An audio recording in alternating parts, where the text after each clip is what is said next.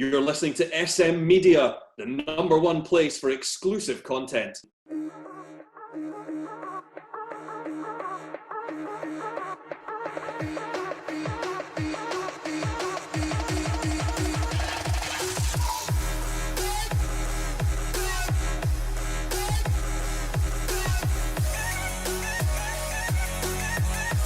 Hi everyone and welcome to this week's episode of the Scottish Football Show right here in SM Media. I'm Scott McPike, as always, delighted to be here. Wilson's here as always this week. Wilson, how are we? Fine, thanks Scott. Delighted to be here again in the first show that we've had this year, I think, after a Rangers defeat. So all good here. Rory Lloyd's here as well. Rory, how are we doing? Aye, all good. Enjoyed all the football over the weekend, including last night's game. Lived up to the weekend's action, so looking forward to chatting about it all. Definitely. We should have Shankers at some point on the show, but we are joined by a very special guest, former manager of Kilbride and Barton, currently East Kilbride, Stevie Aitken. Stevie, it's a pleasure to welcome you on to the show finally. Thanks for joining us. No, thanks for having me. It's been a long time coming. You've been at me for a while to get on the show, so I'm really looking forward to it. I'm looking forward to chat with the guys. It'll be good fun. Brilliant, definitely. We record this show usually on a Sunday, but this Sunday we thought we'd wait until after all the Scottish Cup quarterfinals were finished. Obviously, the last time we recorded this show, we did touch briefly on the news that was coming through on the Sunday regarding this European Super League. Since then, obviously, the football world has been kind of changed. I would say changed by this whole thing. We'll just give everybody a wee minute just to talk about this. We'll start with Rory.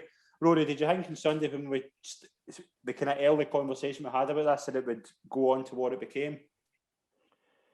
I think after the Monday Night Football and when Carragher and Neville came on and were kind of expressing their views and everyone got behind them, and then the protests at the stadium, I think that it was inevitable that it was going to fall flat on its face at some point. I think some clubs, although none of the clubs have come out with much respect, I think, for example, Liverpool's owner coming out and kind of going, listen, it was a mistake, apologise, I never thought about it that way. I think there's clubs that have come out with a little bit more respect and a bit more saving grace than others. I know Real Madrid's president, I know they're still part of it to an extent, so I know the president at Real Madrid's no painting himself in a very good light, but aye, it was inevitable that it was going to fall flat on its face. I thought Man United's kind of statement about it all was a little bit pathetic, but generally speaking, I think we all expected after a few days of all the talk that it was going to kind of cease to exist by the end of the week. Wilson, what was your thoughts on it? Obviously, we were on Sunday and we spoke about it briefly. It kind of changed pretty quickly, didn't it? It went from a possibility to, as Rory said, falling flat on its face. I was a wee bit confused. I think last Sunday, as you saw my response to it all. To be honest, I don't know if this was the kind of. I think this is going to be kind of manipulated in a different way. I think some of these teams want like a change to the current state of the Champions League, Europa League. I didn't think this would ever be put. When I read into the facts, I didn't think this would ever be pushed through with these big teams. But I think I don't know if that's maybe their end game. I think there's maybe a plan B that they want changes to the competition, which in effect would maybe guarantee Champions League entry every year, which it more or less does for some of these teams. I think this year in the English Premier League it's a wee bit different with, Leicester and West Ham and that vying for places. But I don't think we've heard the last of it. But I did enjoy Gary Neville last week and Carragher last week coming out and just blaming all the owners of the clubs, all the Americans and the Saudis and whoever, Abramovich, etc., blaming all them. I think when it was first mooted, I think a lot of folk at the club would have been involved in it, rather than just the owners. I don't think it went as far as it did if it was just the owners that were interested. But it was all quite bizarre for me. And as I say, I keep saying on this programme, even with the in our league in the SPL, if you're having something like that and you're looking to generate income, why would you not invite Rangers and Celtic? Because the stadiums would sell out every single game. They would probably take, 10,000 supporters to every away game. It keeps them going up here because they're massively supported teams. So I didn't really get that because they're bigger than half of those teams in England, to be honest, that were invited in. Probably bigger than Inter and AC Milan out, worldwide rather than just in Italy. So, but it's obviously fallen flat in its face. So maybe that's probably the best thing. But I do think change will come. I really do. Stevie, what was your thoughts on it? Obviously, last week it did, as they said, it kind of transformed. It has transformed football. What was your thoughts on it? I think the initial shock of it coming out, I don't think anybody spoke about this before the announcement that they were going to create a Super League. So I think the announcement that it was going to happen kind of shocked everyone, and especially on the Monday night when the guys were talking about Jamie Carragher, Guy Neville. It turned so quickly. The announcement, it turned the following night to protests in the clubs. All the clubs gathered mass together to try and get it to stop. So I wasn't. I was surprised it came out, but I wasn't too surprised when I seen it falling flat in its face. I think there's more to come. I think the guys are right. I think it's you might not hear the end of it. I think there's still teams want to get involved in it, and I think these big clubs looking to generate big revenue, they'll not leave it lie until they can maybe try and get something. So maybe it's a start of maybe rejigging a competition, maybe the Champions League, maybe Europa League, maybe look to do that. But certainly wasn't surprised that it fell flat in its face, especially momentum at Gala with a lot of clubs so quickly. But I think it was just an initial shock that this put out there, this is going to happen so quickly without anybody really knowing about it. I think that's what took everybody by shock, and I think that's ultimately what's cost them these clubs coming out. So it'll be interesting going forward. As this big guy said, I don't think they've heard the end of this. Definitely, it's one that's kind of captivated the football world. But we'll move on to the Scottish Cup. We saw 15 goals in 4 games this weekend. Hibs 2, Motherwell 2 was the first game we'll kick off with. Rory, Hibs obviously won the game in penalties. Do you now think Hibs are the favourites, and how much did you enjoy the game?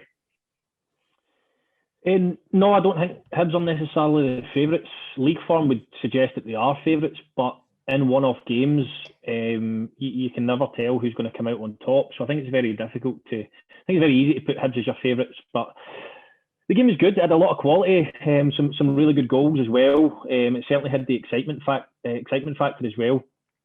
I think that Hibs have shown in the semi-final against St Johnstone, the kind of the pressure of being the favourites got to them. I think as well they looked very suspect. Losing 2 goals in the last 10 minutes in a quarter final. I think they've shown that they're not. You can't count on them in these situations. Just similar to Rangers, they've shown that you can't count on them in these situations, and Hibs are exactly the same. So I think it's anybody's tournament. I really do. I think St Johnstone will have the most momentum and the most belief. But in one-off games, these things don't count for much. Over the course of a season, Hibs are the 3rd best team in the country. Over the course of 2 games, there's no telling who can come out on top. So I enjoyed the game. A lot of good goals, and the entertainment value was there. Everything you're looking for in a quarter final of a cup. To be honest, at 2-0 Hibs, I didn't give Motherwell any chance of getting back in the game. But credit to them, they did it. And it must be quite deflating for them to have done that and then go out the way they did. But Hibs will go in as favourites. It's just whether they can deal with it this time. And maybe the saving grace for them, although it wouldn't have been at the time in the semi-final of the League Cup, getting beat 3-0 off St Mirren, maybe that'll be their saving grace this time around, and maybe they'll learn from experience. Yeah, definitely. Wilson, anything regarding that game you want to add? Nah, both teams are garbage. Nah, as I say, I do think Hibs are favourites. I think just the strike force is maybe better than the other 3 teams' strike force. I'm not necessarily saying they're a much better team, but Boyle seems to be kind of getting on the score sheet. Nisbet seems to be playing a bit better. I think they've maybe got a wee bit more. But again, I know you'll be moving on, but I was stunned by the Dundee United result, and I think on this chat, we've been waiting for Shanklin, McNulty and that to do a wee bit this season. I think they've been a wee bit stop-starty, but it'll be interesting. But I think I think Hibs are the favourites now. Definitely. We'll touch on the Dundee United game as well, Stevie. Obviously, a brilliant result for Dundee United, but Stephen Glass, how much of a job does he have getting in there in the summer to change that team? Do you think it has become a bit stale? I think it was probably right for a change. I'm good friends with Derek. I've been playing golf with him over the last week now that he's back up the road, and we've been talking about it. And I think he was saying that being at a club for 8 years, I think they do become stale for both parties. I think for his side that he wanted to try and finish the season off, try and get him into 3rd place, because that's what consistently been doing up there. But I think MD, going into Aberdeen after Derek McInnes, will find it tough, because I don't think people actually realise how good a job he's actually done. When you look at how Aberdeen are competing, especially 8 years he was there, taking them from like a mid-table team to constantly challenging the top end of the league. But Aberdeen are never going to win the league. They're never going to beat Rangers and Celtic to it, because resources, they two clubs are too big. So they're never going to do that. But to get third place, regular, cup finals, semi-finals, good runs in Europe, I think it's a tough gig for Stephen Glass. Coming from America, when football is totally different. Yes, I get he's Aberdeen supporter, but I think it's a big job there, and it'll really be interesting to see how it's going to kick off next season. Also with Scott Brown going there as a potential Lee Griffiths, might be another one. And I think, like any manager, that's got to come into his recruitment, and if he can recruit well, I'll give him a chance. But certainly following Derek McInnes' shoes, I think it's going to be a tough ask for him. Yeah, definitely. Rory, what do you think about Stephen Glass? Do you think can I go along with what Stevie's saying? Aye, definitely. We spoke a few weeks ago about the Celtic manager coming in and whether the new Celtic manager takes over for the Scottish Cup or whether he doesn't. And we touched on the fact that he's kind of onto buttons, because see if he takes over and he has to win it. Otherwise, that's the expectation. And it was the same as Stephen Glass. I felt a little bit like Stephen Glass has appointed the Aberdeen manager. Anything less than a cup final probably for Aberdeen in the Scottish Cup seen as a failure. So you're putting him in a position where, as Stevie says here exactly, he's got a lot of recruitment to do over the summer, and he's got a lot of people to convince with the football side of things. But now, for me, he's going into the summer with the fans already questioning him. So, they've put him in a position where he really couldn't win. It's not his players. People will understand that to an extent, but the manner they went out the other day has got to be a concern. I mean, Dundee United were excellent. Mark McNulty's, I think it was his second goal. Some of the combination play, would have been raving about that if that was scored down in England. And then, as Wilson says, Hibs as well have got some really good attacking players. So that's a really kind of mouthwatering semi-final, that Dundee United Hibs with the attacking players on show. But in terms of Stephen Glass, I just think it was a strange time for, maybe Stevie could give us more insight into why that timing was there. But it was a strange time to me for McInnes to leave. It certainly seemed like that for the outside. But also, it was a strange time to appoint a new manager just before the Cup with a team that had underperformed all season. And for me, now he's got an uphill task on two fronts, trying to convince the fans he's the right man for the job, and he's got a lot of work to do behind the scenes. If it was me, I think it was Paul Sheeran that was in charge for a couple of games. It would have been, if it would have been up to me, I would have said leave him in, let Stephen Glass have an overlook of the squad, and start next season afresh, rather than going in as the guy who now has lost 3-0 to Dundee United in a Scottish Cup. Yeah, definitely. We'll move on to the other game on Sunday. Rangers won, St Johnstone won. Obviously, a lot to get into here. We'll give the floor to Wilson. He's been desperate to get talking about this. Wilson, the floor's yours. On you go.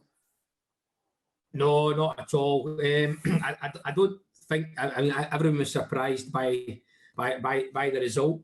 Obviously, hindsight's a wonderful thing. And again, you guys, not accusing you, Stephen, but a few Rangers supporters on this channel, I'll tell you. It was what surprised me was the substitutions. And you can, I suppose, you can mirror it back to the Old Firm game. Edward was having the worst game of his career probably at Ibrox, but they kept him on because he's the man that if anyone's going to nick a goal, then it'll probably be him. Whereas I would say the same about Morelos. I mean, I know he had 3 chances, but one's hit the inside of the post and one's a worldly save. It was Xander Clark's ankle. And I think, why would you sub him off? Because he's dropping in and then running the channels, whereas Kemar Roof's just coming on and, trying to hold the ball in. But they kept Edward on and they missed a penalty. Well, I know what I'm saying. What I'm saying is, John Kennedy took the gamble leaving him on, whereas Gerrard's taking the gamble and just replaced striker for striker. I'm wondering, could he have brought Roof on and went for the game, and went with the 2, So I thought that substitution was, I'm not saying that changed the game. I only found out, I actually thought the substitution with the boy Simpson, I didn't realise Hollander had picked up an injury, but looking at the St Johnstone goal, I'm thinking, is that not exactly the kind of position where Hollander would have been if he'd been on the pitch? So is there a kind of miscommunication coming on? And I saw something bizarre the day that John Collins was pointing the finger at Alan McGregor for the goal. So I thought it was a wee bit strange, but you experts might know more than me. But it's a shock result, you know. But as I said, and I was having a pop at you on our WhatsApp chat, I think if you'd said to every Rangers supporter at the start of the season, you win the league and nothing else, I'm quite sure they've bit your hand off. Absolutely. What I'm not sure about is if you'd said to Rangers at the start of the year, you'll win the league and Celtic will win nothing, would you have expected a treble? Is you know, in terms of the resources, etc., they're much bigger and better than anybody else's. And as I say, I was quite glad that Steven Gerrard came out and gave it a bit. You know, he said 1 trophy from 9's unacceptable, and it shows obviously his determination to succeed and his attitude to winning.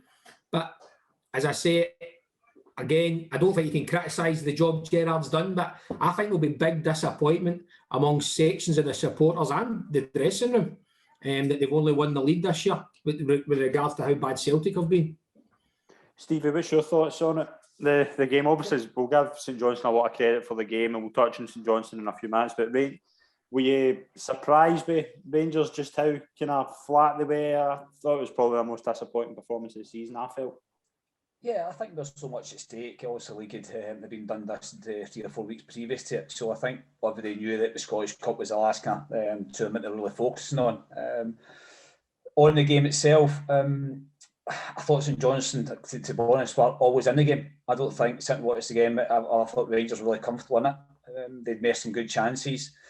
I think the biggest disappointment that Steven Gerrard looked back on, the game management. The game was won at 1-0, you know, and yes, the changes he made, could have made different changes, but time and time again, they had the possession of the ball, they tried to run in the corner, they try and waste time, just bad decisions. And the one that sums it up for me was the goalkeeper comes up, and we touched on it a bit, maybe Alan McGregor. I'm not sure Alan McGregor could have came for that. I know because he scored it was, but surely someone in the team sees a goalkeeper come up, a different colour of jersey, stands right in the centre of the box. Surely somebody takes responsibility and says, I'll go and pick him up. And they never done that. So I just think the game management was really poor. And that's what I was really surprised at, because it 1-0 up, you've got the game. You can maybe make changes in the time, but I just thought the decision of the players on the part, I thought was really poor to finish the game off. And ultimately, they'll look back on the season and say, yes, we won the league. That's what obviously the supporters want to go and do. But I think it's a missed opportunity for a treble.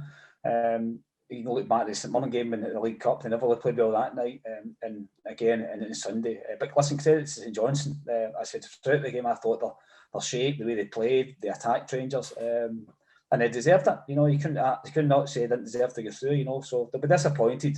You know, but I think overall the focus this year was to get the league, and I say that's been done. Yeah, definitely.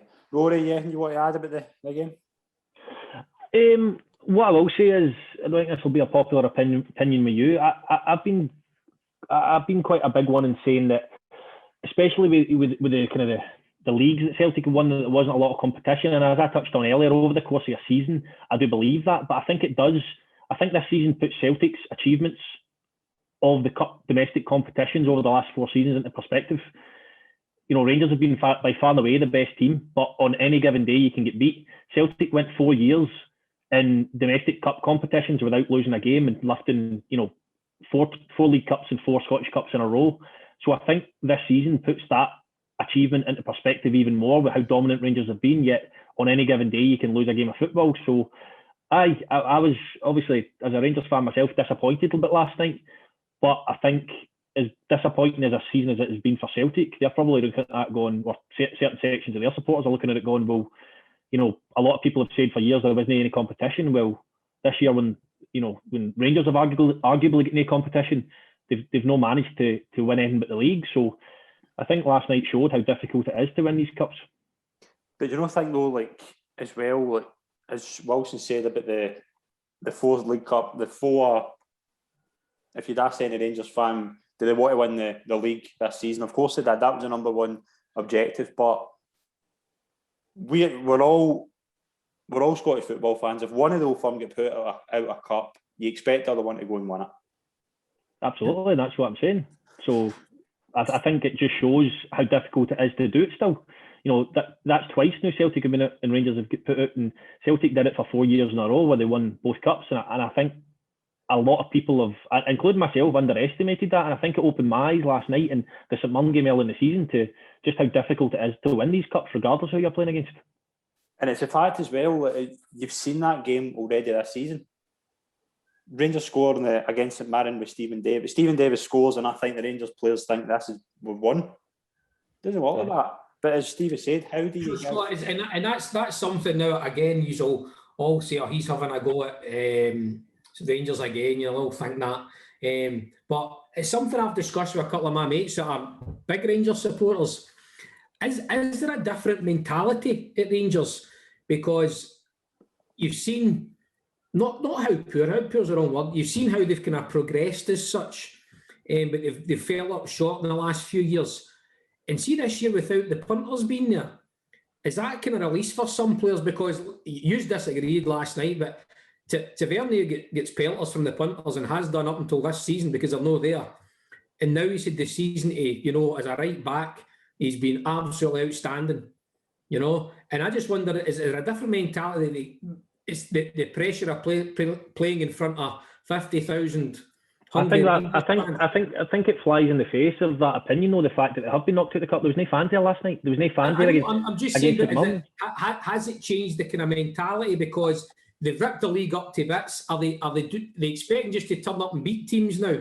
Because I think it's exactly because if that went to Rory, you've been there. If that game had went to extra time with 50,000 Rangers supporters in there and they've already strolled the league.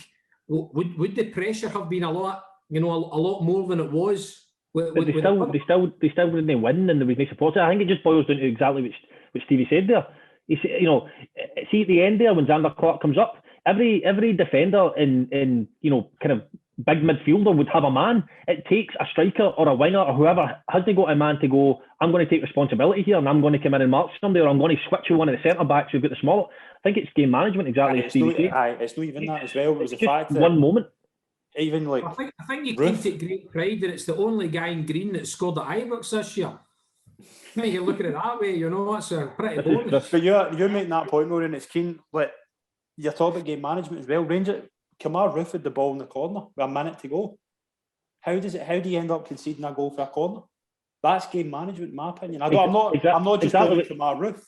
But exactly what Stevie says, a lack of responsibility and a lack of communication to go, right, there's an extra guy in the box here, who's picking him up, who's doing what? Leadership or whatever else. I don't necessarily think it's anything to do with fans, to be honest with you. If Rangers had won that game 3-0 last night... Pressure from fans. Well, the pressure got to them, and there was no fans. But you can turn that around another way. You can say about Celtic as well. Would Celtic... Do you think Celtic would have thrived in the fans this year? Do you think that's the reason they've been as poor? I'm not using that as I'm just saying. Let's get out of it. Rangers have been the best team, and the best team wins the league.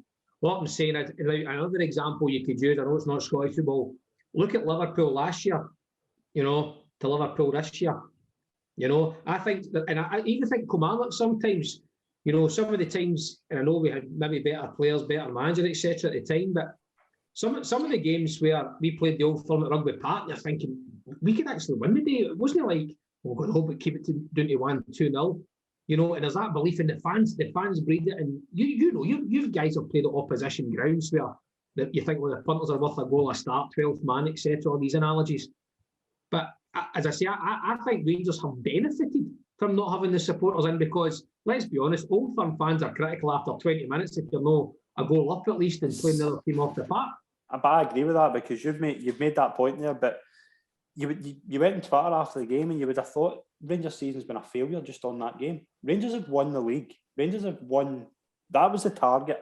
I know. The only point I was making is it puts into perspective how difficult it is to win the treble, and Celtic did it 4 years in a row. Absolutely, yeah, I totally agree. But you credit out though, Rory. Come on. But you would say though, after particularly beating Celtic last week, and the fact Celtic went out the League Cup as well, Rangers fans felt that was a massive chance to win. It would have solidified. Not that I'm saying that Gerrard and the team don't deserve credit. This team will live on in folklore for this season for winning the league, but it's two massive chances to lift cups, and that has been the one stick you can beat that team with. They don't do it in big games up until this season. They were poor how many the League Cup final last season is a perfect example. They didn't have the mentality to win that game. They played brilliant. They didn't have the mentality to win that game. Is that a thing? Do you think that is a thing where this team don't have the mentality to win one-off games? Yeah, no, I don't think. I mean, again, that the League Cup final against Celtic was again just one of these unique games that happen. The same as a wee bit like Sunday was. Now I think the last goalkeeper I saw score a goal was maybe Jimmy Glass at Carlisle, you know, or I think maybe Peter Schmeichel scored one for Everton or Aston Villa or something once as well. I remember them scoring for goal kicks. The League Cup final was bizarre at best. I think Celtic didn't test that theory, Pikey, is what I will say. You know, Rangers in one-off games. Rangers in one-off games looked nervous. They looked like the pressure got to them. Right. Celtic never tested that theory in the league because Rangers, they made it easy for Rangers to win games because Rangers were going into Sunday games with Celtic being 6 points behind, 9 points behind, 12 points behind. You know what it's like back in the day. You know, one wins on the Saturday, you need to win on the Sunday and all the rest of it. Celtic never tested that theory and never put Rangers under pressure, so they didn't have to deal with the pressure. Aye, but as well as that, we need to give massive credit to St Johnstone. I think one thing that's St Johnstone set up brilliantly for this game. Stevie Xander Clark, how surprised were you to see that? Are you surprised at how well? It's not a thing you see regular. Certainly, the goalkeepers I had in my time, you wouldn't send them up for a corner. So, listen, when you're a minute to go in the Scottish Cup quarter final, you fling everything at it in the last kick of the ball. You know, he's come out, he's a big unit, but even the header itself, you've seen he's come in and even strikers, last kick of the ball, put that over the bar. So, listen, fair play to him. And when you seen that happening, you just knew in penalty kicks he was going to be able to see a couple of penalty kicks as well. You just knew that his confidence was sky high. At that point, Rangers are probably deflated. When you lose a goal in the last kick of the ball, it's going to be hard to pick yourself back up. So, but you're right. Credit St Johnstone. I thought the formation was superb. The way they set up the 3-5-2, and actually, I spoke to Derek about that because he covered a couple of the games, and he said that. He said everybody knows their job. Everyone knows what to do with and without the ball. And you can see that even from the front. Big credit to them. I just think, as we said earlier, Rangers missed an opportunity there. You know, and you can look at it and dress up either way with the supporters, not supporters. Rory's been there and played there. But now, if you're 50,000 supporters behind you and you need extra time, they'll drive you on to get over the line. And I think Rangers have missed that with the supporters. I do agree about Tavernier and Golson. I think some players will be affected differently by the supporters. Some will take it in their stride, some won't.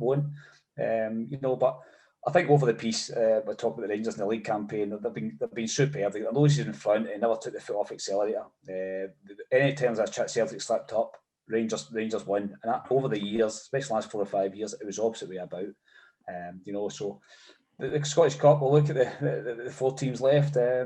And yes, just getting back to what Rory said, but Hibs been the favourites. Probably the league for them on paper, yeah, but I think St Johnstone, all the fancy it. They've already won a cup this year. They've been to Hampden and won, so I would maybe just put them as the favourites for that cup. Yeah, definitely. We'll move on to the final Scottish Cup quarter final. Wilson probably thought after Rangers going out that Kilmarnock were the favourites. Absolutely. No, didn't end up that way, although we did think there was they did bounce back really well. But first things first, how worried were you when you saw Kyle Lafferty not in the squad? Well, the kind of rumours started early doors and Twitter through the day. Now, who posted it? I think it was the fella that does the Pine Bovril chat, who's a renowned St Mirren supporter.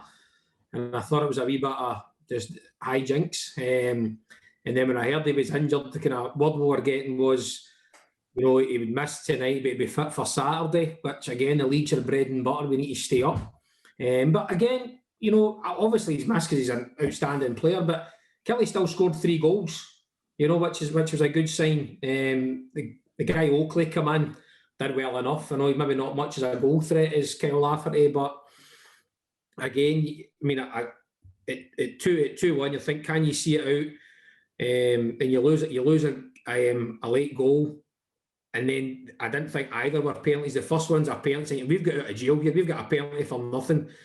And then at the end, I don't know why. The goalie's lacking confidence anyway for the goal he gave away. Yeah. why Ross Millen does not kick that right down Rugby Road, I'll never know. And it gives the referee a decision to make. I thought actually theirs was more of a penalty when Kilmarnock got, but I didn't think either were stonewallers.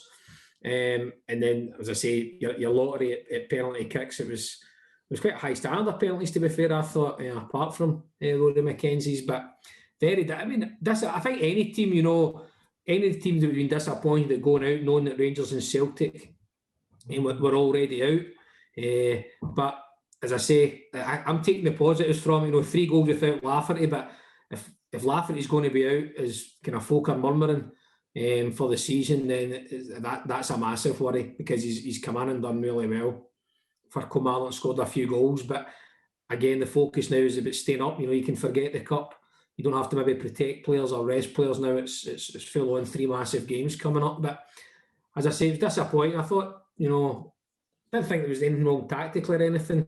And then Kabamba going off a wee bit, could you not just come on and try and do a job? I hope the injury's not as bad as it seemed, but I just thought he could have done a job, even just out the road to let somebody else play, or even just fill in to get somebody a rest. But that is what it is. That's the lottery of penalties. But disappointing, because I feel Tommy Wright's now kind of got a stranglehold in the team, and he's definitely improved the performances of Handstrup and Pinnock and Greg Kilty, to name a few. So hopefully the future's bright, even though we get beat. Definitely. Steve, is there any you want to add in the Kilmarnock St Mirren game? Yeah, just a couple of points. I'll talk about the Oakley, and I remember Inverness, and it was always a handful because of the size of him. It was just an interesting point. I wonder if the guys agree. He went off because he had been booked, and you can see that a couple of fills after that. But just after when St Mirren equalised, I wonder if he'd have been picking the guy up that scored the goal, because Kirk Broadfoot was the wrong side of him. It was a centre half. I just wonder if Oakley had been picking up at set plays. And the other point was being, you're talking about game management. You're like, Ross Millen's got to just kick that into Rose's head. And don't hesitate at all, and then defend after that. So, but it was never a penalty kick. Never, as simple as that. I don't know if it's maybe the referee's done it to try even up, but how we can give a penalty kick for that, I don't know. But he's right. He scored 3 goals at home. Would you expect to get through? You probably would. And it's fine lines to get to the quarterfinals. But they're just interesting points. I think Oakley was a handful. And I just wonder if you still in the park, would you have picked up the guy that scored the goal? I didn't really notice the corners are in, but again, you look at it, and I hate to criticise anybody that doesn't play for Rangers, but Kirk Broadfoot, with the experience he's got, why is he wrong side? I'm coaching the kids football tonight, and I'm teaching them about being on the right side, how to defend your goal. And he's a Scottish international that's played at the very highest level. And it was bizarre for him to make mistakes. When a young boy at centre half, then okay, fair enough, but not Kirk, no chance. Rory, you want to add in that game? No, it's great having guys like Stevie on, because that's very much a manager's perspective. It's not something I noticed either. So it's stuff, having done a bit of coaching myself and being on the licenses, it's interesting to hear that point of view. It's not something I would have ever picked up on. So I mean, on Oakley himself, taking him off because he get booked, I thought he's no easy on the eye, but certainly I think when you looked at the centre backs for St Mirren, Shaughnessy, for example, when Oakley was in the pitch, I don't think he got a header over the halfway line with a clearance, and Kilmarnock were picking things up in the halfway line. You take him off, all of a sudden Shaughnessy's clearances are going 20, 30 yards further, and you're under a little bit more pressure. So I take him off because he's booked. I'm looking at it from the point of view of going, well, I would have kept him on and taken the risk, but it's a very interesting point Stevie makes. But also, as Wilson says, you're still expecting, if you're taking Oakley off and you're bringing Broadfoot on, or Broadfoot's taking up his position in terms of marking, you're not expecting Broadfoot to make that mistake. I was a little bit disappointed in Tommy Wright's comments after the game. We've touched on Jim Goodwin this year coming out and saying, let's name names with divers and penalties, yet he's very, very closed book when it comes to any of his players going over in the box and him winning soft penalties, which, if you're going to be that vocal, you've got to be honest enough. I'm not saying come out and lambast your players, but come out and say, it probably wasn't a penalty or whatever else. But Tommy Wright last night, he basically said that Don Robertson had ruined the game and he was the reason it went to penalties, but he wasn't, and he says he's got to be man enough to admit that. I think Tommy Wright's got to come out and say, well, if we're going to be man enough to admit things, the game should have finished 2 each then. And no 3 each, so it would have went to penalties either way.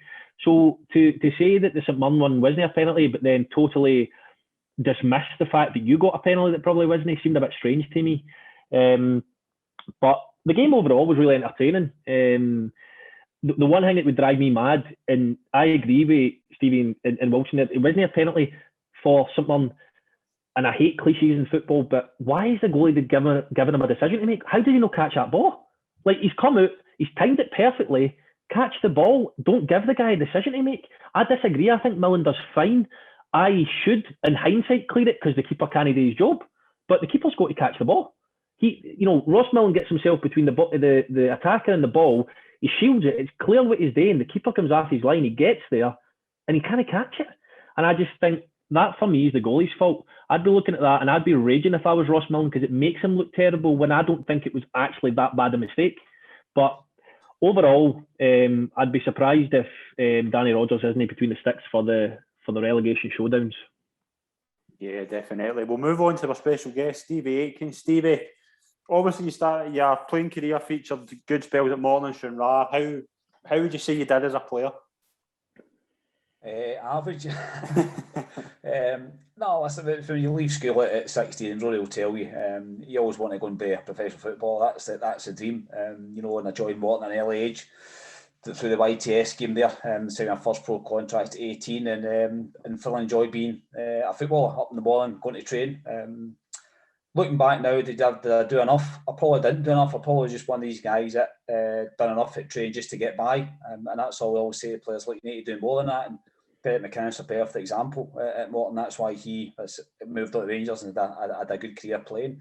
But you don't know a lot of the things when you're younger. And when Morton into administration, I went to Stranraer, and that's when I went to change to go part time. Again, looking back, because I went to Airdrie at full time. Would that have been a better career move? It probably would have been. But you make decisions based on maybe sometimes your gut feeling. But to play kind of lower leagues for a number of years, I did do.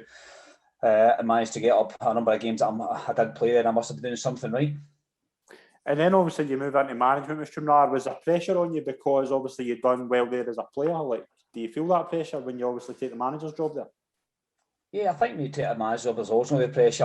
I think going to Stranraer at that time was probably the right move for myself because they were financially in a bad way. They were kind of probably rock bottom. So to get into a club that's rock bottom, there's only one way you can go, and that's up the way. I brought Stevie Farrow in, as you know, as assistant, and we changed the whole background of the club. We didn't have a training base, so we got a training base in Glasgow, a brand new complex managed to get. So we started making the players feel as if they want to come to the work, and I've always said that you've got to make it interesting for them, got to make it, keep them on their toes. Stevie done a lot of that with the training, with a good spirit there, recruited a lot of good players. In the first year we kept them in the division. The second year, again, the focus that's from Rangers in the league. They says, look, try and keep us in the division again. We finished fourth that year. And then the following year, again, we tried to maybe try and target playoffs, and we nearly won the league. We lost in the last day of the season. Morton pipped us for it. So, but 3 good years there, and it really helped you improve as a manager. You're going into the unknown. You don't really know how you want to. Did you go from being a player to being a manager at Stranraer? It's like you were a player at Stranraer, then you were a manager at Stranraer. How was the transition from being a player, like getting the buy-in for the dressing room when you went from being one of the boys to being a manager? That must have been tough. It was. I think the journey that I took on it was I was playing and then went from playing to coaching. So I helped Keith Knox with taking the training. So he was based in Stranraer and I was based in Glasgow. So I took the Glasgow boys training. So he kind of got a feel for it then. Then I went to assistant manager. Same process. We every training in Glasgow, Keith came up. I was then going to meet players and do negotiating with them because it was local. And I think that gave me, when I went to doing the manager's job full time, because I had that wee spell, then I kind of broke me into it. But I think you're right. I think players come out of playing, and you see it, when players finish straight into management, it's sink or swim time. You don't get a lot of time in management to get up and running. So I think if I was giving them any advice, I would try and get into coaching first, then for coaching, then maybe dip your feet into assistant manager. But management, the everything's on you. So it certainly did help me, and that gave us the opportunity to obviously to go out to Dumbarton, which is a big, obviously, a challenge in the championship, which we managed to do 2 to 3 years. So I had a good spell and enjoyed every minute of it. You mentioned Dumbarton there, obviously, and I've said this to you before when we've met, but it's probably one of the most underrated jobs in Scottish football in recent memory. How well you done at Dumbarton and the budget there. Like, is that your kind of proudest moment in football, how well you done at Dumbarton? Yeah, I look back. I love my time there. It was always a huge challenge. When I took the job, my managers were phoning me and saying, "Oh, when I took that because a part-time team in the Championship eventually going to come out it. You get lowest budget. You only train a couple of times a week." But I wanted the challenge. I wanted to try and manage the Championship at that point. Hibs were in it, Dundee United in it, big clubs. I wanted to go there and manage and test myself. And the 2 years we were there, to keep them up was a great achievement. And you see, even since I've left, the team that's in the Championship, there's Allo, unfortunately relegated. They're both done great. Teams normally like 2 or 3 years in it, and then possibly after that, then they'll start to struggle because given time, it's hard for part-time teams to compete as long as that. So it was great. I loved it. In the third year, we got to a cup final, first time in the club's history to get to like a major cup final, as you say. And that was terrific, but we really struggled, and we just lost the playoffs to Allo. But I kind of knew then that it was probably time at that time was for me to go, but I wanted to have one more chance to try and get them back up. But certainly the Championship was great for me, great experience, loved every minute of it. Yeah, and you're right. And looking back now, I'm proud that we kept them in there. Brilliant. Now you're at East Kilbride, obviously you got a Rangers legend with you, Ian Durant. What's the banter like? How good is he? First of all, as a coach, and what's it like in the dressing room with the players? Well, that's Rory will tell you, because he'll know it at first hand, what he's like. And all his jokes now, all his one-liners, so they don't surprise me when it comes out with it. But he's great about the place. I've always said he's a winner, even from his playing days, and most importantly, to come back for his knee injury. You've got to have something about you to come back for that, because even to this day, he's in a lot of pain. But every day he gets up and he goes about his business. So I've also done a lot about the place, and he's great for younger players as well to look up to. And he's just a good guy to have about the place. East Kilbride, when I left Dumbarton, I took some time out. I spoke to a few clubs, I've offered a few jobs, but I just didn't want to get back into the same management about struggling every year to have a budget. I wanted something different, something to excite me. When I went and met the guys at East Kilbride, the owners, the vision they had going forward about trying to get a lower league. I've got plans for a new stadium, £10 million. They want to get that done. They want to try and get from lower league to League Two, League Two to League One, and they've got the finances and the drive behind it, and they're passionate about it. So that got me excited again. Unfortunately, last season with the COVID and the league finishing early, it didn't really give us a proper chance to it. But we'll go again this year. If we can get them up, that will top off obviously a lot I've done in management. So I'm looking forward to it. I can't wait to get going again. It's been encouraging the amount of boys you've got going on loan to up the leagues and doing pretty well. See, Stevie Bell played for Partick the other day in a team that's looking like they're going to win the title. So that must be pretty encouraging with the squad you've got, that clubs in these types of leagues are coming after your players. Yeah, we worked hard in the summer, Rory, to get the players in. Obviously, it was to get Chris Erskine, Paul Payton, guys like that, and to get Stephen Oak come up from Morecambe. So we've done a lot of focus on the recruitment side of it. And it was starting to kind of blend. You could see, I think we signed something like 16 players, and it was too many. They don't all work out. And when the lockdown came, and the League One, League Two could start signing players, it was incredible the amount of phone calls that I took. You get Chris Erskine out, also injured now, Stephen Bell, Thistle, Paul Payton, Airdrie, Kyle Hutton went to Cowdenbeath, Lewis Kidd went to Albion Rovers, and there was 3 or 4 others that actually get phone calls for wanting to go, but the players that I gave up to them, they said, look, I'll just wait till next season, and that was their choice to go and do that. So unfortunately, I might not get them back, and that's the problem, because I've been out there and done well. Like yourself, Stevie Bell's been superb at Partick. The reports were getting back, which doesn't surprise. He's a top pro. And our guys are doing fine as well. So we'll see. They're back in 2 or 3 weeks' time, and we'll sit down and hopefully try and get them tied up again.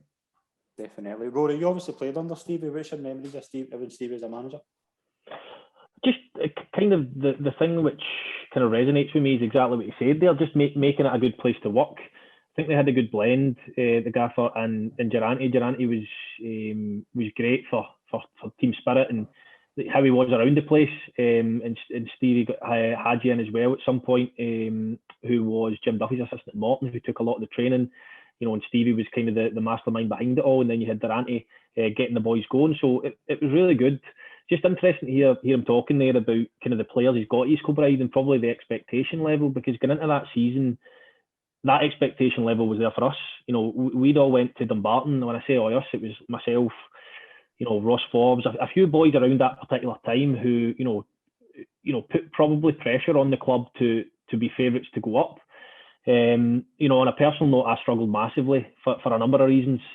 Struggled on the pitch and off the pitch with, I don't know if it was a change of environment in the part-time, and then, I wasn't playing particularly well, and then I'm used to going home and you're trying to deal with that, but then I was going out into the railway and you're sitting in your motor all night, and all I can think about is how bad I'd played that day, and then my back went, and it was just it felt like everything that could have went wrong that season went wrong, not just for me personally, but there was a lot of underperformance that year, which was a shame because we had such a good squad, and it's one of those things you just can't really put your finger on, and it was such a shame because my memories of it were I looked forward to a Tuesday night and a Thursday night, but it got to the stage where I couldn't move, so I'm going in and sitting in the physio room all night, and it's a shame. And then when the manager leaves, you kind of feel part responsible for that, which as a player, there's a lot of players who find that hard to take because you're signed as somebody who wants to improve the club, and when you don't deliver and then you're injured, that's when things in football behind the scenes that people don't realise and people don't see that aren't involved in football, that's tough. And then the manager loses his job on the back of that, and these are all the hard things that people struggle with in football, that there's a lot of chat about mental health, etc. And it's these types of scenarios which arise that people struggle with. So it was a shame that year, the way it worked out, because we had such a good squad and the camaraderie was good. There was no bad eggs. There was nothing behind. It just didn't work. And for me on a personal level, it was along with my last spell at Falkirk, probably the most disappointing season of my career for a number of reasons. But I did struggle to adapt to part time. But in terms of the gaffer and Durante and anyone else that was involved at the department at the time, I couldn't speak highly enough of them because I did love my time there. It was just a shame the way it worked out. You're right, Rory. It just didn't work out in terms of the recruitment for me in the summer was good. The players we signed were players that I think would take us back up, but we never got run at it. When you look back now, and you look back and people talk about it, but I couldn't even get for the bench with subs. I'd take 2 subs most of the games. I was asking guys to play, rush you back probably quicker because you had the problem with your back to try and get back playing, which wasn't fair on you. You're right. It was just a struggle from day one. We kept it lively, and I was always confident. I said that to the board. They made their mind up they're going to sack me well before the kind of Stranraer game it was. And I said, look, once we you guys fit, Dom Thomas came in just a week before I left. I says, we'll be fine. We'll go back up that league. It's only the first quarter, but they made up their minds and they wanted a change, and you just go and live with that. But I just look back and we just never get going at all. It was just nobody's fault. It was just one of these things that happen in football that you look back and would you do it differently? No, the players are signed proved that season they were good enough to play in that division. Just unfortunately, as I say, things went wrong at the start of the season, and that's football. You just need to move on with that. Yeah, definitely. Well, sir, obviously we pass the floor to you here for your quick fire round here tonight. It's very interesting. No, not at all. Same as always. But just on a couple of points here, I've been listening intently to the two guys. No, maybe no Rory. If you're playing golf with Derek McInnes this week or whenever, could you just ask him if he'd be interested in the Kilmarnock job if Tommy Wright were to leave?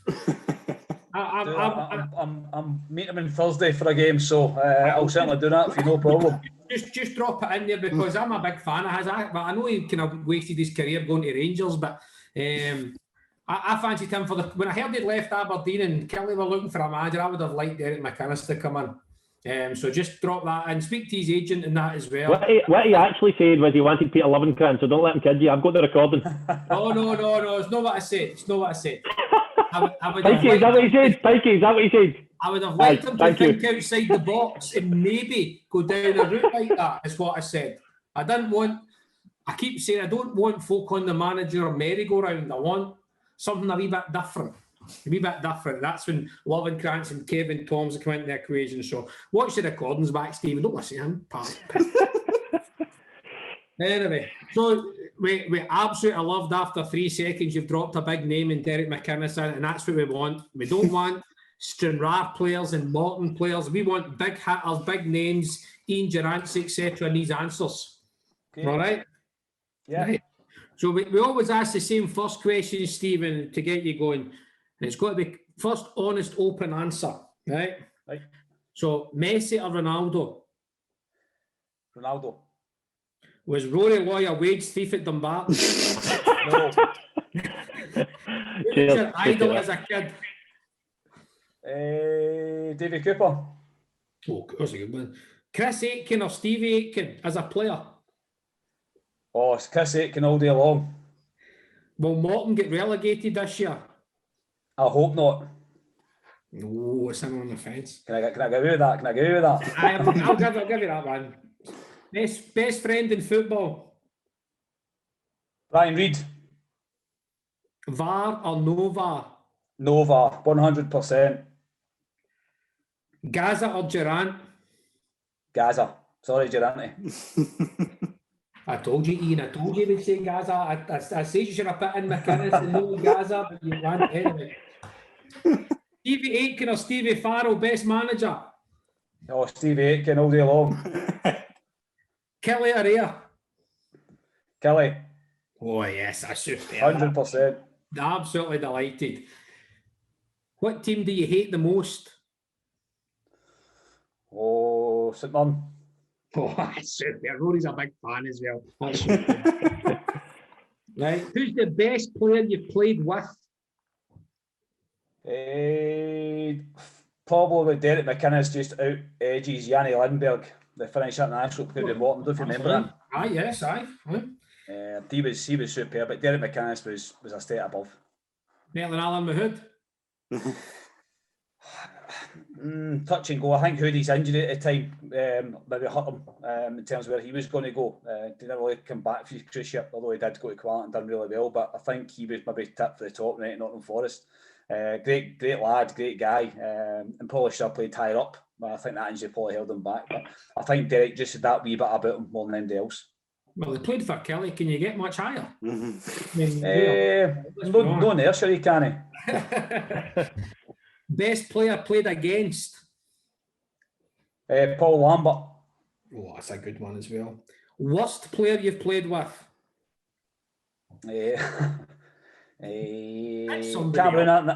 Cameroon international goalkeeper Andre Bow. Was that at Morton? Yes, they're one for you to check it. Worst player played against? Who did you always give water in the heat to? Nobody. I was never good enough to do that. Not play against Rory?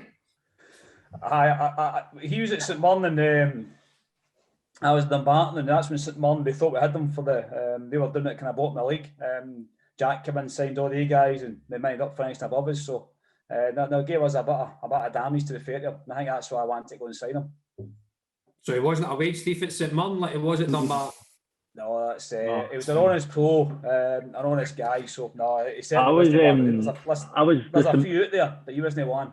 I was the saviour of St Mirren. It was a shame I couldn't have done the same for Dumbarton. The saviour. He was. When they signed him, I'm like, oh, here we go.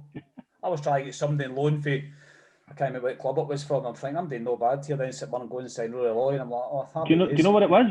Do you know Jack Ross phoned me and he said, do you know who I need to get out the door who I don't want to get you in? Lawrence Shankland. I need to get him out. That's what he said to me. And he got him out, and Shankland was in the motor to Ayr United, and I was going to be going to Morton. Changed my mind and went to St Mirren. That's right. Shankland does a U-turn, goes to Morton, signs for Morton, has bang average for 6 months. I do well for 6 months, and then it's mad how football changes. And then if you were to ask Jack Ross now, do you want to sign Lawrence Shankland, he would snap your hand off. It's crazy football. Yeah. Right. Who's the next Celtic manager? Stevie Clark. Actually, that's who I said. Who's the next Rangers manager when Gerrard leaves in the summer? His assistant, Roy Beale. Ooh, that's a good one. Interesting. Best stadium you've played in? Hampden. Worst stadium you've played in? There's a few. I'll tell you, there's a few. East Stirling's All Park member. What is it? Like we used to call it, Links Park. Was that no Montrose Links Park? No. Aye, it was always East Stirling's Park. Was it First Park? Aye, First Park. Aye, Aye. I'm thinking Stirling Albion's was Anfield, was it no? Still Stirling Albion Park. Aye, that's right. So it was. Anfield, aye. Yeah. Right, we could have touched on it. Who won the Scottish Cup? I'm going for St Johnstone. Who's the best player at East Kilbride? Oh, there's a few good ones there. We want one name, just one. Don't say Kyle Hutton. Oh, it's definitely no Kyle Hutton. Definitely no Kyle Hutton. That's, if you said the worst player, I might get that one. No, I can't. That's keep that in mind. We've got That's- that answer 2 for 1. Chris Erskine. Oh, aye. And the worst player, Kyle Hutton. Aye, go for it. Right. In all the dressing rooms you've been in, who's got the best patter? 100% Ian Durant. Has to be, doesn't it? What coach or manager do you admire the most?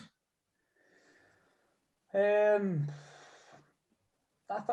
think of my good friend Derek McInnes. I think what he's done, what he's achieved in there, I always followed his career, what he's done, and try and learn bits off him. So certainly because I know him, then he's got my shout for that. What's your ambition? Trying to stay in football as long as I can, and try and get Kilbride up. I think that'd be a great achievement to try and get them through the leagues. And if I can do that, then I'd be happy with that. And who win the Euros? England. All right, get him off. Talking to Shankers before the show started. Oh, dear. They tell me what to say.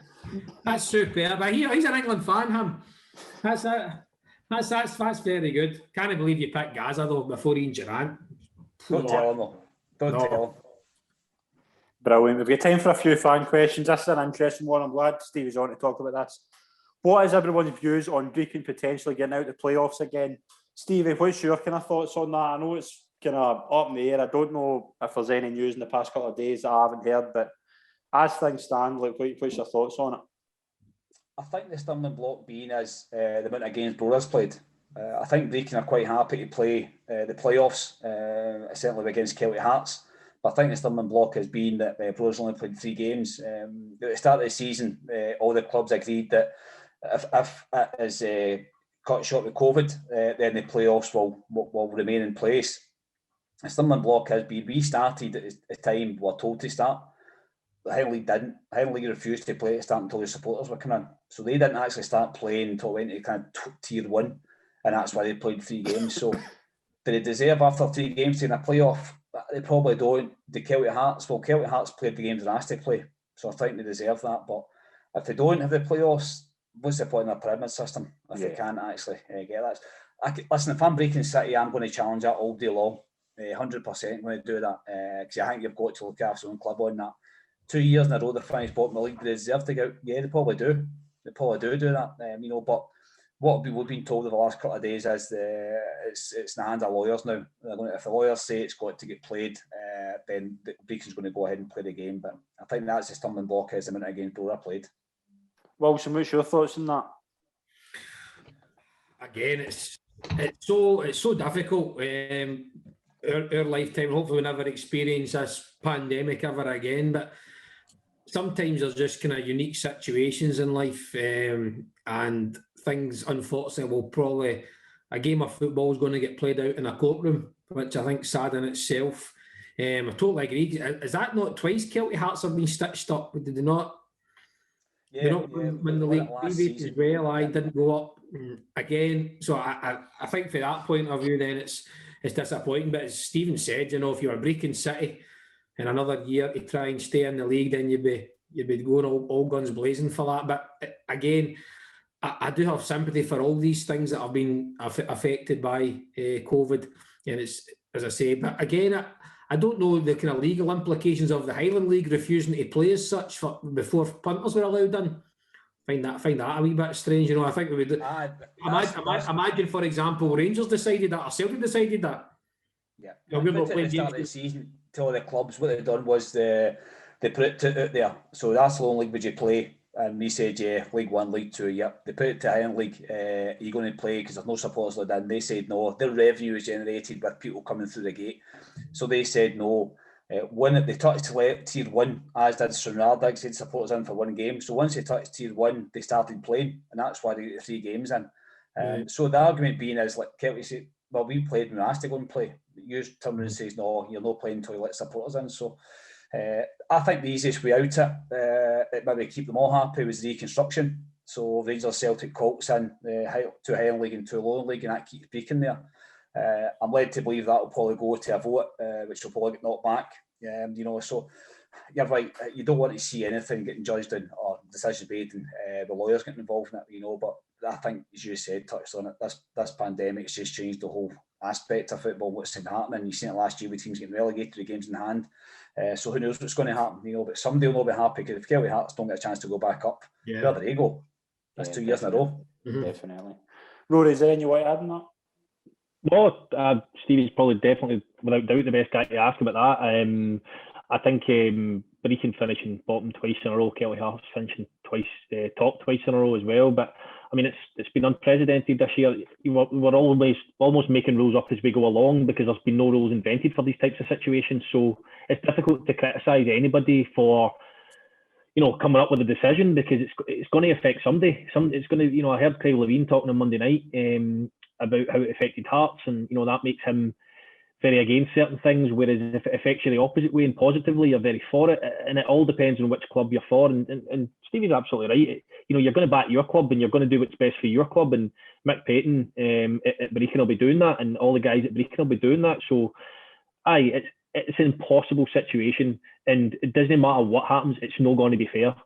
So it's almost impossible, and it's going to come down to your vote. So as Wilson says, let the legal guys deal with it for 1 year, because it's a shame that it's going to hang you that way, but it's inevitable. Somebody's going to be unhappy. Definitely. Wilson, what's your thoughts on the Premier Sports League Cup deal?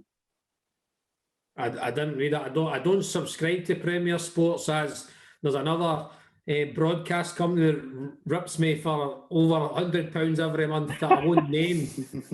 Absolute dick. And no wonder he got away with that Dick Turpin behaviour at Dumbarton. He does it in his day job and all. Let me tell you, this guy, holy smokes. You'd think I had a gold television coming to the moon, this fella. But anyway, no, I always, again, let's be honest, even neutral fans, if their team's not involved, they want to see Celtic playing Rangers. That's your cup final day. If you're not in it, to sit and watch the telly or the game, you want an Old Firm Cup final.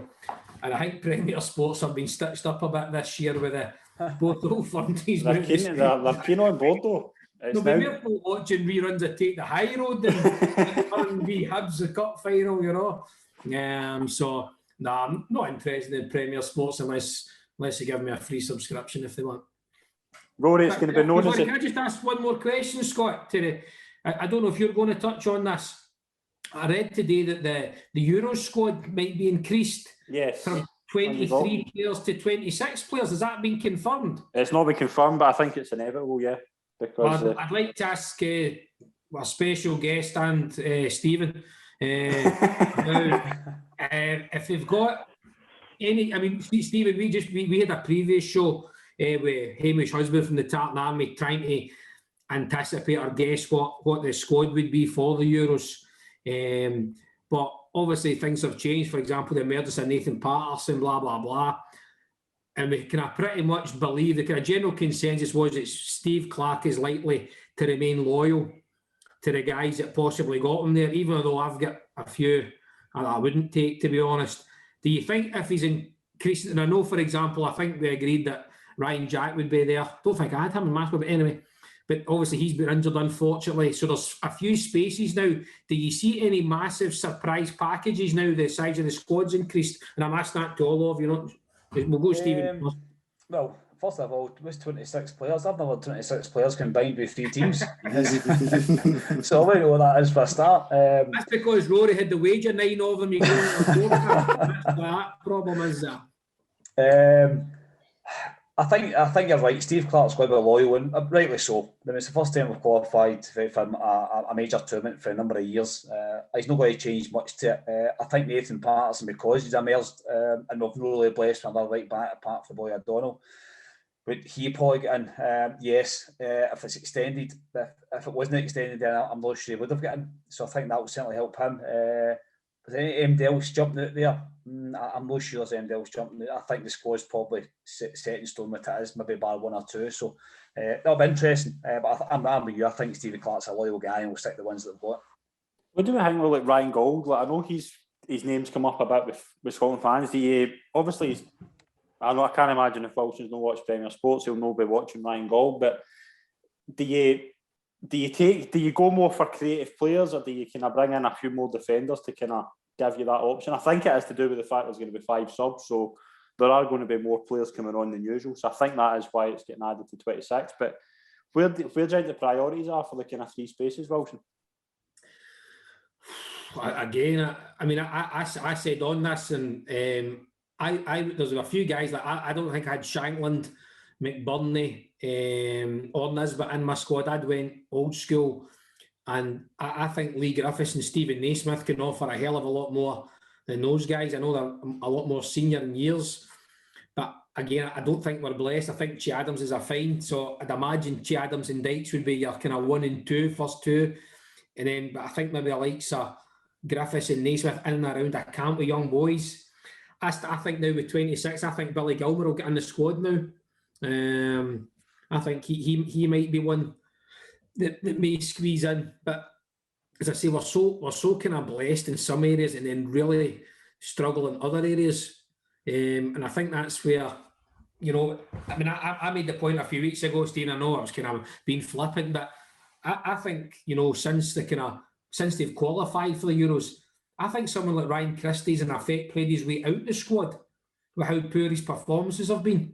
And I don't know whether it's maybe due to the system at Celtic or something else, but I think he's been really, really poor for the high standards that he's set.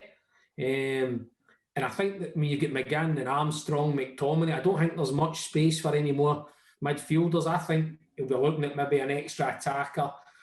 You say, mate, I hope the boy Patterson gets in. I really do. I don't think there's much between him, but I think he'll be loyal to O'Donnell because O'Donnell's played in the games that's got him there.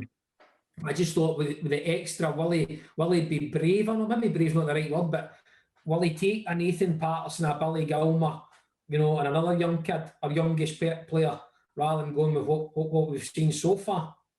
Rory, who do you kind of think? Who would you take if you were in Steve Clark's shoes? It's a tough one. I think he will be loyal, and I've said it on the show before. Like, he's starting 11. I think he'll be loyal, and I don't see any harm in that. We touch a lot on the right back position because of the emergence of Nathan Patterson. So, and I'm kind of repeating myself over what I've kind of spoken about the last few weeks. But you've got Stephen O'Donnell in there, who should absolutely start the first game of the Euros. You're 60-65 minutes into the game, and you're 1-0 down, and you need to bring somebody on to give us more attacking threat. You bring in Liam Palmer on, you may as well keep Stephen O'Donnell on. So why would you not take Patterson and have him on the bench? So I think he will be loyal, and he should be loyal. I don't think your Naismiths, who's no getting a game for Hearts at the moment, and Lee Griffiths, who, talking about being in and around young boys, Lee Griffiths can score a goal, but I don't think he's somebody you want to go and set an example to young boys within a training camp. So I would stick with Dykes, who scored, he's kind of came to fruition in the last kind of couple of weeks, 6 weeks or so. The boy Che Adams is obviously at the level he's playing at, a cut above, although it doesn't always work out that way. But I just think we've got 3 games. If you're getting 3 more players, why don't you take a Nathan Patterson? Why don't you take a I got his name wrong last week, I better not get it wrong again, Gilmer, doing at Chelsea. Why not take somebody a wee bit different, so that when you are 1-0 down, you're there. I'm not going to say we're there once, because we want to progress into the next major tournament, and the next one, and the next one.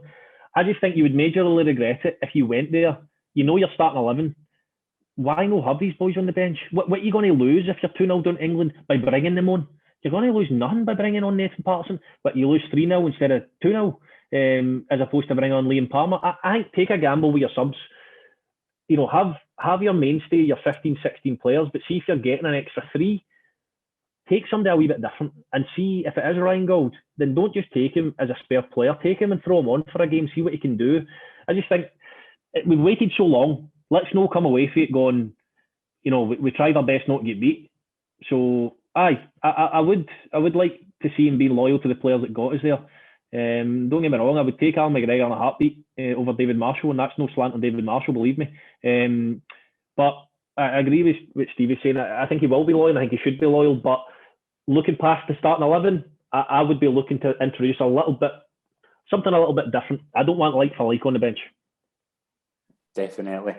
We'll touch on quickly just before we finish up. We are going to do end of season awards. We're going to put the nominees out on Friday. We've worked everybody hard to send their nominees in, so we're going to have them out on Friday morning for everybody to vote on. That is us for this week's show. I just want to thank our special guest, Stevie, for coming on. Stevie, it's been an absolute pleasure. I hope you've enjoyed it. I've loved it. Great to chat with you guys. Great to see Rory again. Great lad. Enjoyed my time working with him, and I hope he's well and everything's going well with him. And thanks for inviting me on. I know you've asked me a number of times and the way it's came, so hopefully it'll be as long and I can get back on again, and Wilson as well. So good to chat with you also. Thanks again. Brilliant. Wilson, Rory, it's my pleasure as always. Right, thanks, Scott. Thanks, Stevie. Brilliant. Lovely to meet you. Cheers. Thanks very much, everyone. Enjoyed the show. Cheers. Cheers. Thank you.